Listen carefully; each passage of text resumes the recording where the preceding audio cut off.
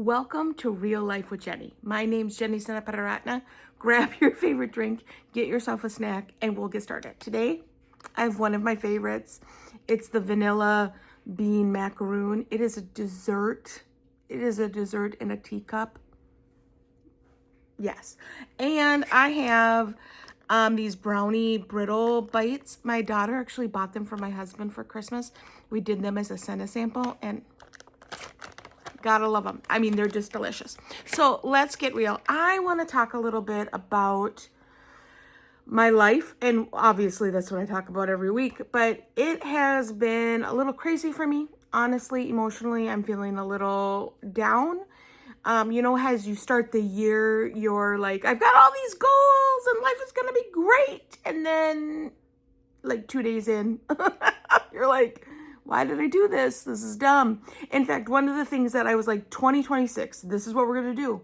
We're going to do a no spend January, which means we're going to eat everything in the house and I'm not going to go grocery shopping. I kind of was like, okay, this is the dog we can buy for him because he doesn't understand the concept of not having puppy food. That didn't work very well. And I was like, okay, and we're going to spend like $25 a week. And that means that we can get like milk and eggs and bread. That's about all we need. That'll be fine. And lemonade, because my husband drinks lemonade for his kidney stones. So I was like, okay, that's all we're going to buy. And then we're just going to eat out of the pantry, eat out of the freezer, eat out of the fridge, eat at other people's houses. I don't know how we're going to do this. And we're now a little smidge, not very far into the new year, and I have a pickup for tomorrow with new groceries because I'm like, yeah, I was not prepared for this. I did not buy food for this situation. I was like, I'm just gonna eat out of my freezer, 100%. I've got so much food in there. And then I went into my freezer and realized that a couple years ago, I went through my freezer and I filled it with empty boxes on the bottom. Because if your freezer is empty, it runs more. And so to keep it from everything going to the bottom of this freezer, I filled it with boxes. And then there's just a little bit on top. So I don't have that much in my freezer. And then I was like, okay, we can definitely eat out of the cupboard. And I realized we can't, because Jell-O only goes so far in food to eat. That because one of my shelves is Jell-O, and I don't know why I have so much Jell-O. I have no idea. I'm like, I don't even like Jell-O. I like one kind of Jell-O, and that is it. It is strawberry Jell-O. I don't like other kinds. I'm a nerd. I'm picky. Let's just be honest. I'm completely picky. And so I'm just feeling like a complete failure. I have to be real with you. I'm feeling like, okay, so that didn't work. And my husband was sitting out in the kitchen. And as he was sitting in the kitchen, he looked up. And out ran a little mouse and said hello. And you're like, okay, great. Now we have mice. Now, I understand. I live in a manufactured home. We do not have a basement. Our house is easy to get into. Mice live in manufactured homes. That is just part of living in a manufactured home. You know that, and you do your best. You cover all the holes. So yesterday, we actually went through the entire house. Like, we had our oven pulled out. We had everything under the sinks pulled out. We had our closet pulled out. Everything got ripped out to check to see if there were holes for mice. We found nothing. So I'm at this point that I'm just kind of going, okay, I'm not doing well. Like, I realize that to you, you're like, oh, Jenny, that's not that big of a deal. And really, it's not, because I know we have mice, so I never use something without washing it. That's just part of the routine in our lives. Has been for 25 years. If you have a solution, send it my way. You have an exterminator. Come on over. Like, please. I would love that. Anyway, doesn't matter.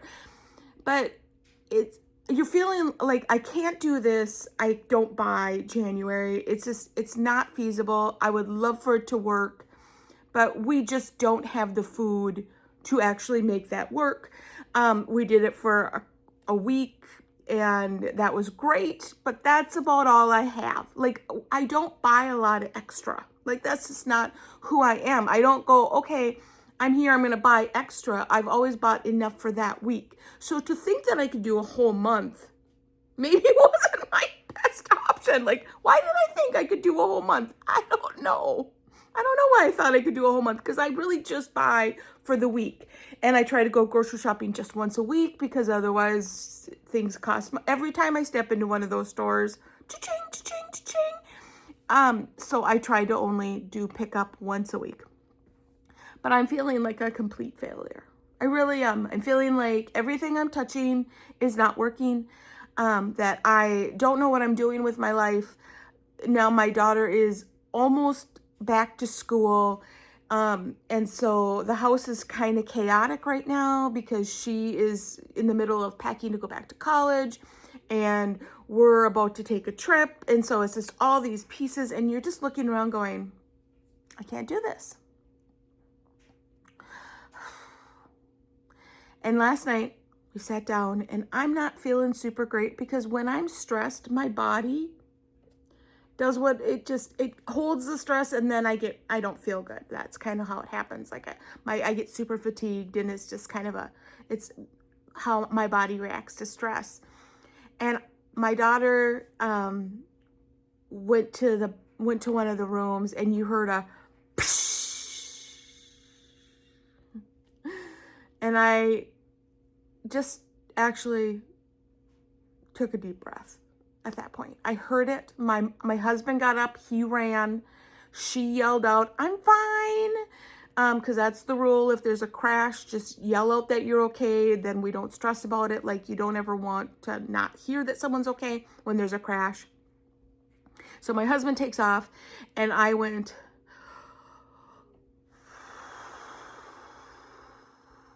I don't know if I can deal with one more thing. And what happened is we put up a picture on the wall that has been there for a long time, but we take it down during Christmas and I put it back up after Christmas. And it's a picture of my daughter in front of the Liberty Bell. Now, if you've ever heard me speak, you understand how important that picture is to me. It is a reminder of God's promises and God's miracles in your life, because we were told we could never have children.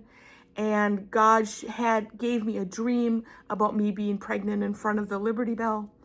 And this picture is her in front of the Liberty Bell. And it's just a reminder that God sees my needs and that He loves me.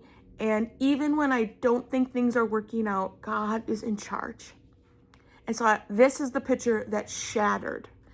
And my husband brought it to the front and we got all the glass swept up, and this picture is just sitting on my counter, and I walked over to it, and it's the end of the day, and I'm exhausted. And I looked at it, and because I thought, I don't know if I can lose one more thing, Lord. Like, I realized that this is not that big of a deal, and to anybody else, they're looking at my day going, it's really not that big of a deal, Jenny. That's a normal Tuesday in my life. And you know what? It is a normal Tuesday in our lives. Like, I get that. But to me, it was just wow, do I need to step back and know that God's in charge? And sometimes I get into a place that I'm fixing everything, right? I am stepping in and I'm trying to do everything and I'm trying to do it all in my own power. And I saw this broken promise of God and miracle of God, and it shattered in hundreds and thousands of pieces. And I looked at it and I thought, but the miracle's still there, even amidst the brokenness. God's provision and love is still there, even in the midst of all that brokenness. And it was such an amazing reminder to me as I ended my evening. And I said, Lord, I don't know how to fix all the stuff that's going on. And I haven't gone into everything because, you know what, you don't really care, to be honest with you. But God is still on the throne, and he's still in control, and he still loves me, even though I am a complete and utter mess. Even though I've made goals and I've broken them already.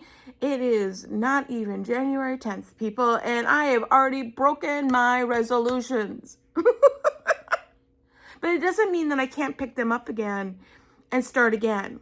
You know, just because they haven't worked out and they haven't worked out the way I wanted them to, doesn't mean that I can't start again. Doesn't mean that I can't revamp it. That doesn't mean that I can't bob and weave. But sometimes you feel like such a failure in the one area, you just give up.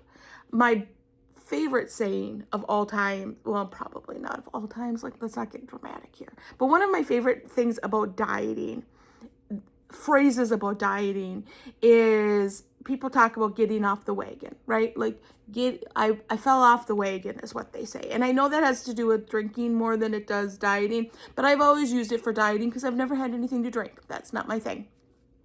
So I talk about falling off the wagon with a diet or a lifestyle or whatever it is. And I have always said, I didn't fall off the wagon. I got off the wagon. I tore apart the wagon. I built a bonfire and I roasted marshmallows. Like, I don't do stuff halfway. Like, I'm not like, oh yeah, I totally like fell off the wagon. No, I tore it apart, I burned it, and I roasted marshmallows. Like, I'm all in. And so sometimes I have to remember I just fell off the wagon. I can get back on the wagon. It can keep moving. I don't need to tear it all apart because I made one mistake. You know, I don't need to rip everything apart because I made one mistake. I can keep going. I can pivot. I can change.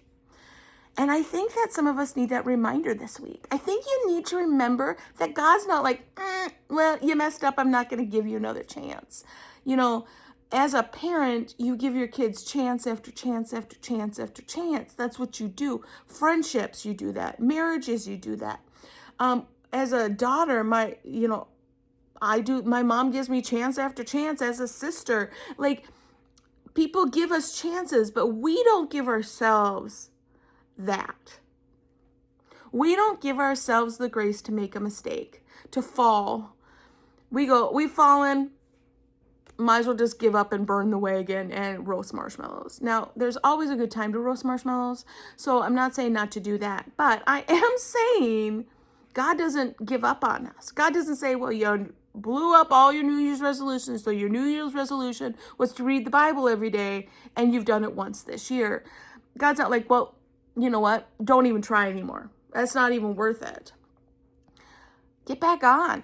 Try it again. Try it in a different way. See what God can do in a different way. And that was such a monumental moment for me last night when I saw the brokenness of something that I cherish, and I knew that the miracle was still real underneath the brokenness. And so I'm asking you to bring your brokenness and your failures to the Lord this week. That you just say, Lord, I'm not enough. I have not done a good job. Things are completely chaos. Jenny's life seems pretty simple compared to mine.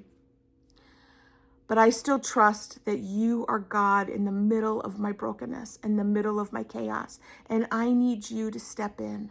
And that's what I'm finding. He steps in, and I know that he cares enough about me to care about those little details about broken glass.